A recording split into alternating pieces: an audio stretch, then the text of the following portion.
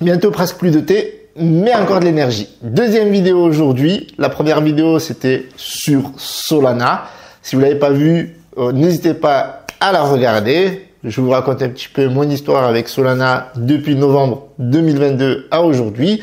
Et cette nouvelle vidéo va parler principalement de Lunce, entre autres. Et je vais pas faire la même erreur que j'ai faite avec Solana. Si vous ne me connaissez pas, moi c'est Hiroshi Crypto. N'hésitez pas à me follow sur Twitter et sur Telegram. Je vous mets tous les liens dans la description. On va pas analyser le marché parce qu'on l'a déjà fait dans la vidéo précédente, mais n'hésitez pas à me rejoindre sur Telegram parce que bientôt tous millionnaires. Luna à $1, ça y est, tous millionnaires. Non, je plaisante bien sûr, mais n'hésitez pas à me rejoindre sur Telegram parce que je vous partage mes trades, je vous partage des sondages, je vous partage aussi mon challenge parce que j'ai bientôt fini le challenge Trader Pro et en fait si aujourd'hui je fais 2 vidéos alors que j'en ai pas fait depuis plus de 5 jours, environ 5 ou 6 jours, eh bien, c'est parce que j'étais préoccupé sur ce challenge où je passais tous les jours des trades et l'objectif de ce challenge, c'est de faire plus 25%. Et moi, j'ai fait le double, tant qu'à faire. En fait, l'idée, c'est aussi de se former dans le trading. Et si vous voulez, vous aussi, vous former gratuitement au trading, vous passez par mon lien affilié Bitgate. Vous allez pouvoir avoir accès un groupe d'entraide, un groupe VIP, vous allez pouvoir faire du trading, du copy trading et passer ce challenge défi Trader Pro gratuitement. Et si vous déposez 1000 $ sur Bitgate, vous avez droit à 100 $ gratuits. Voilà, khalas. Et au mois de janvier 2024, vous allez avoir un airdrop en USDT, la famille. Donc, n'hésitez pas à me rejoindre sur Telegram. Voilà, vous avez le groupe d'annonce copy trading, vous avez le groupe VIP, bref. Et tout ça gratuitement. Et là, vous avez les gens qui partagent les gains. Donc, n'hésitez pas à passer par le lien affilié. Ça me récompense aussi de mon travail. Voilà. Donc, le marché est vert, bien que, attention, c'est en train de corriger. On le ressent ici. Donc, on ressent l'effet réveillon. Si vous êtes dans le réveillon de Noël, bon réveillon à vous. Faut savoir qu'aux Émirats, on a 3 heures d'avance. Ce n'est pas que je n'ai pas fait le réveillon, mais c'est qu'on a quand même 3 heures d'avance sur vous. Alors, le Bitcoin, il est en train de corriger. Dans la précédente vidéo, il était autour des 43 600 et quelques. Et c'était plutôt stable. Mais là, on voit que c'est en train de plonger. Alors, je me dis, ça pourrait corriger durant aujourd'hui, demain, parce que voilà, il va y avoir Noël, etc. Ou bien pas, ou bien rebondir. Donc, à voir. Donc, bien entendu, ceci, c'est l'évolution du marché. C'est tout à fait normal. Il faut pas s'en préoccuper. D'accord? Et surtout, ne vous en préoccupez pas, d'autant plus que j'ai fait la méga erreur sur Solana, mais je ne la ferai pas sur Lunce, d'accord? Et ça, c'est la promesse de cette vidéo, d'accord? La promesse de cette vidéo, c'est que je ne vendrai pas mes Lunce avant d'atteindre, bien entendu, mon objectif sur le long terme.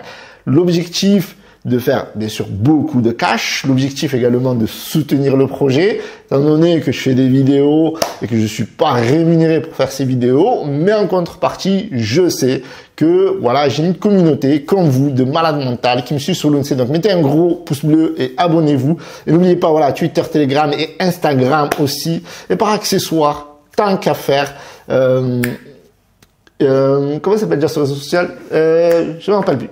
TikTok, voilà. TikTok, je vais bientôt faire des TikTok, toc. Donc, sur Lunce. Donc, n'hésitez pas à me rejoindre sur TikTok. Vous avez tous les liens dans la description. Donc, ouais. Alors, pourquoi je vous dis ça, en fait, sur Lunce? Parce que j'ai fait l'erreur sur Solana, mais pas que, en réalité.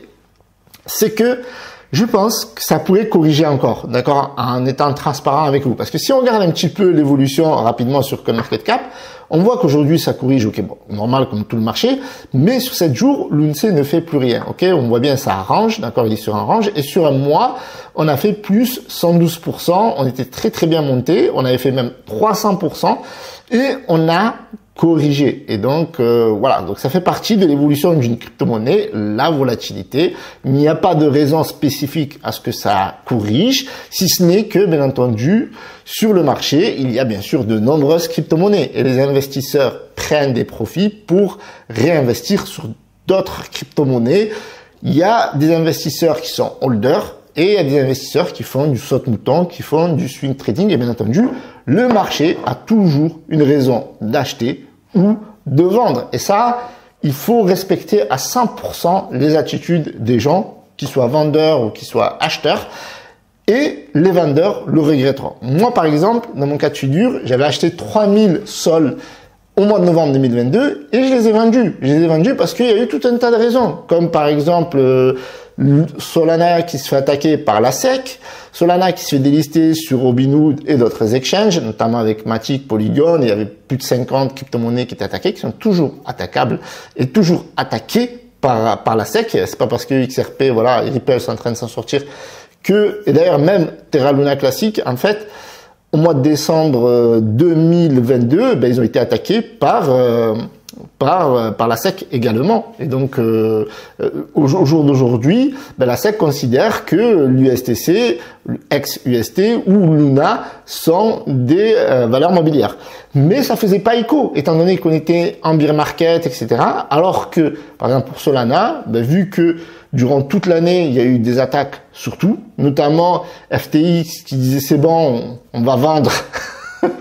Vu que le cours des sols est en train de repump, on va vendre, etc. Et je pense qu'ils vont vendre, donc je pense que ça va corriger, etc.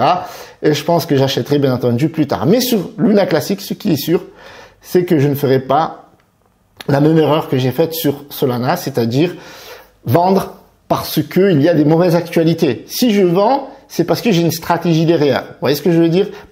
Une stratégie de sortie parce que j'ai atteint des objectifs par palier, etc. Mais là, en l'occurrence, je me dis, moi, je me bats pour défendre mon bag à travers ma chaîne YouTube et je pense que vous aussi, si vous voulez vous battre à votre niveau, n'hésitez pas à liker cette vidéo, la commenter, la partager, la retweeter, envoyez-la to the moon.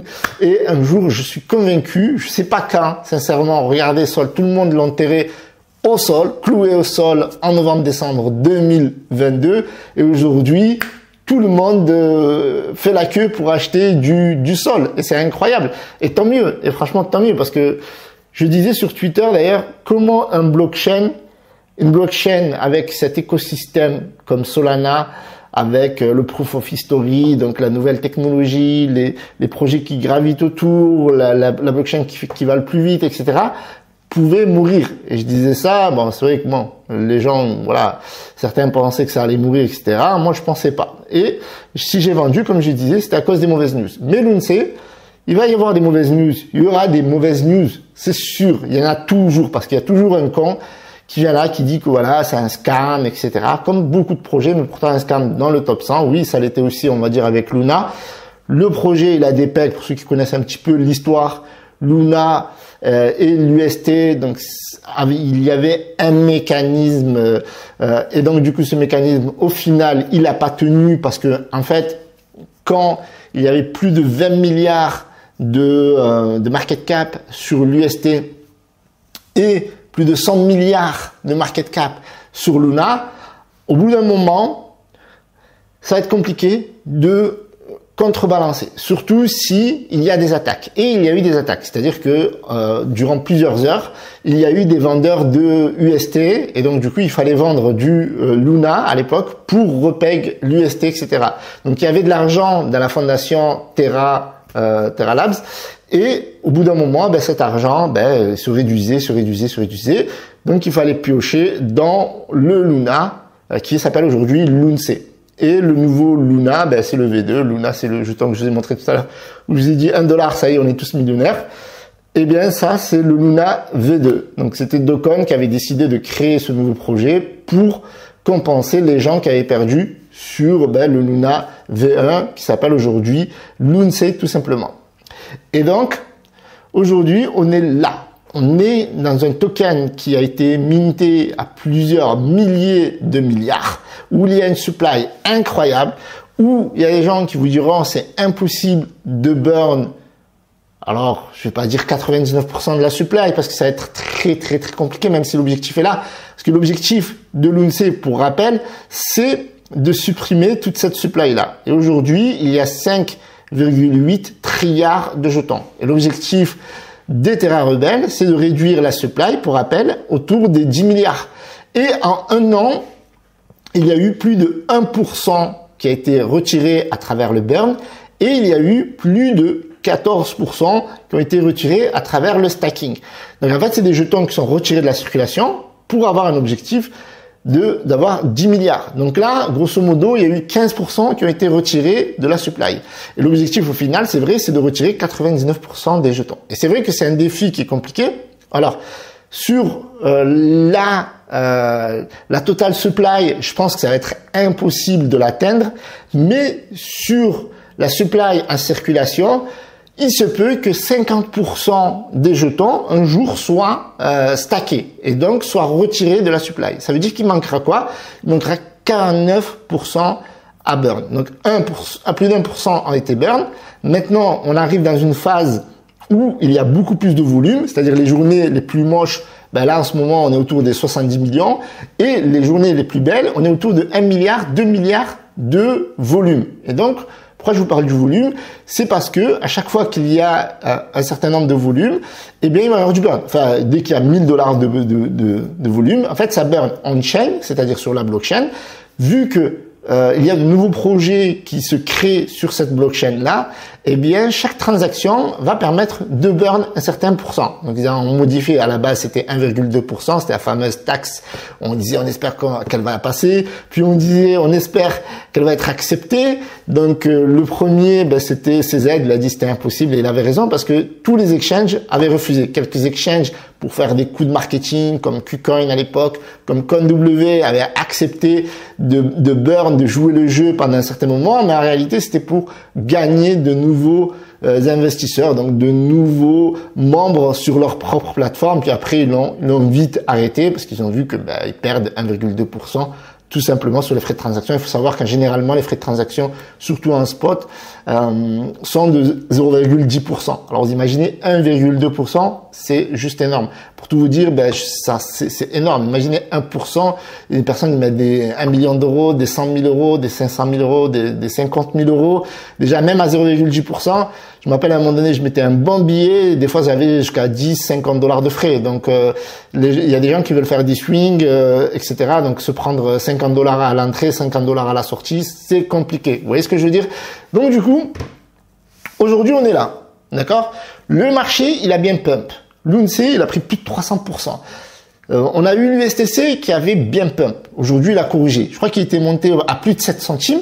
Donc, l'USTC, c'est le second jeton qui veulent backer à 1 $. Donc, moi, je pense que techniquement, bien entendu, c'est possible. Maintenant, il corrige, c'est tout à fait normal. C'est la crypto-monnaie, les gens, ils prennent des profits.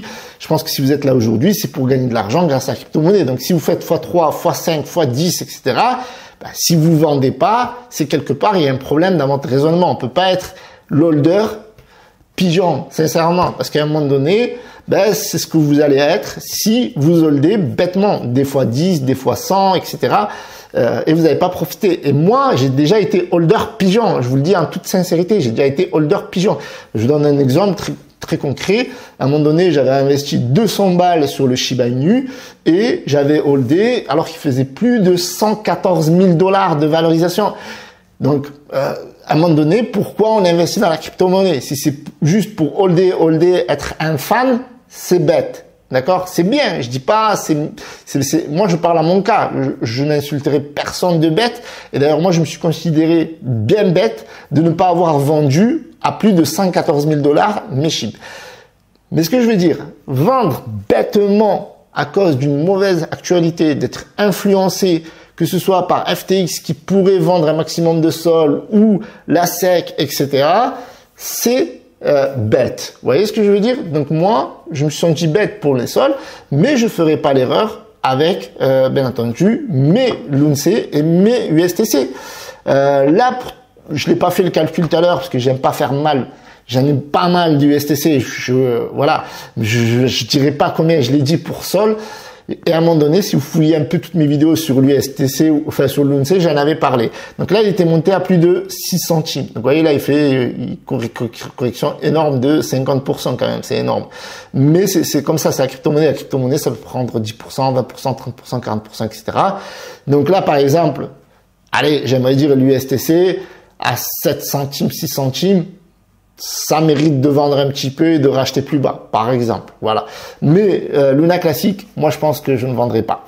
Pourquoi je ne vendrai pas? Même si je pense que là, sincèrement, entre nous, d'accord, je pense que avec le bull run, ça va exploser, clairement. C'est-à-dire que même sans vous promettre les billions, les 1 dollar, etc., le x10, x20, il va arriver. Maintenant, on est aujourd'hui à l'aube des ETF Bitcoin. Donc, vous savez, le dicton sells, déjà buy the rumors, sells the news. Ok? Ça veut dire quoi? Ça veut dire que beaucoup de personnes pensent que le marché va exploser en janvier 2024. Et je pense que oui, avant les ETF Bitcoin. Et je pense qu'après, ça va exploser, ça va chuter. Je pense que ça va chuter. D'accord? Et je vous le dis en toute transparence. Et je vous dis ce que je pense. D'accord? Et je pense que même là, le Lunce qu'on voit ici, qui est sous-coté, pourrait corriger. Mais je ne vendrai pas. D'accord? Et attention, ne vendez pas et ne prenez pas ça pour argent comptant, parce que je peux me tromper. D'accord? Et surtout, je suis pas votre conseiller financier. Et je suis pas en train de vous dire de vendre vos Lunce tout en vous disant je ne vends pas. Non, chacun fait ce qu'il veut. Vous voulez acheter, vous achetez. Vous voulez vendre, vous vendez. Mais si vous voulez en acheter, n'hésitez pas à passer par mon lien Bitgate affilié, ça me ferait très plaisir. Vous aurez 10% de réduction de frais. C'est toujours bon à prendre. Mais pour revenir à l'UNC et le marché de la crypto-monnaie de manière générale, je pense que nous sommes sur un pump artificiel des ETF Bitcoin. Et je pense que quand les ETF Bitcoin vont sortir, pour une raison ou une autre, je pense que le marché va corriger fortement. Buy the news, buy the rumors, sell the news. Et ça, c'est un classique. D'accord? Et c'est pas parce que je pense, et je reviendrai sur une autre prochaine vidéo, que il va y avoir de nouveaux acteurs grâce parce que les hedge funds, on en a eu avant BlackRock, etc. Donc c'est pas parce qu'il va y avoir les ETF Bitcoin que derrière, au bout d'un moment, le prix va continuer à exploser. Parce qu'en fait, rapidement, BlackRock, lui, il crée un trust, un produit financier, d'accord? Et les gens vont pouvoir acheter du Bitcoin, papier, trust, chez BlackRock ou Bitwise ou autre, d'accord? Ou chez Cathie Wood. Et ils n'ont pas de Bitcoin, eux, dans les poches. Ils ont le trust. Et BlackRock a les Bitcoins qui sont déposés chez Coinbase. D'accord? C'est Coinbase qui garde les... donc après eux, comment ils gagnent leur argent? Très simple. Ils peuvent stacker les bitcoins, ils peuvent jouer avec, manipuler, etc. Les autres, ils ont le papier. Et eux, ils stackent et s'ils font un rendement juste de 3%, ça suffit. S'ils ont, je sais pas combien, 100 milliards de bitcoins ou je sais pas combien, eh bien, ça va leur faire 3%, 4%, 10% de rendement à la fin de l'année, bref, en fonction de leur stratégie. Et en plus de ça, le fait qu'ils émettent des titres financiers, ben ils prennent sur les frais de transaction ou sur un pourcentage le fait qu'ils gardent pour eux parce qu'ils font pas ça gratuitement, vous vous en doutez. Donc en fait au final, BlackRock, ils s'en fichent que le Bitcoin vale 50 000 $, 100 000 $, ou je dirais même 30 000 $, parce que lui, vu que il garde l'argent des gens, il leur prend des frais. Vu que il utilise ces bitcoins-là et qu'il les stack, etc., il prend des commissions. Donc, il s'en fiche que le bitcoin à 100 000 $, comme on pourrait le penser. Mais ça, ce n'est que mon idée. Donc, c'est pour ça que je pense, et on arrivera, et on en reparlera dans les mois suivants, ça pourrait corriger fortement et ça pourrait repartir après le halving. Voilà. Donc, il faut pas, j'aimerais dire FOMO, bêtement, mais avoir sa stratégie et la garder. La bonne chose dans l'histoire, c'est qu'il y a plus de liquidité. Peut-être que ça corrigera, mais moins bas que s'il n'y avait pas les ETF Bitcoin. Et c'est tant mieux parce que ça crée de l'actualité, des nouveautés. Chaque fois qu'il y a une publicité d'un hedge fund qui va faire la promotion du Bitcoin, ça pourrait aider le marché, etc. à chaque correction. C'est cool. Mais voilà, moi, je ne ferai plus l'erreur de vendre bêtement à cause d'une mauvaise news et je ferai surtout pas l'erreur avec mes Lunce. Voilà la famille, j'espère que vous avez aimé cette vidéo. Mettez un gros pouce bleu, abonnez-vous. Et dans les prochains jours, je vais vous préparer un édito sur le bull run aux petits oignons. D'accord? Donc mettez dans les commentaires ce que vous pensez de tout ça. Si vous avez des crypto-monnaies que vous voulez voir dans l'édito bull run, n'hésitez pas à me les mettre. J'étudierai cela dans les commentaires. Voilà, je vous remercie d'avoir visionné cette vidéo. Mettez un pouce bleu. Salut à tous. J'ai raté ma sortie, mais bon, on reprend. Salut à tous, c'était Hiroshi. Ciao, ciao.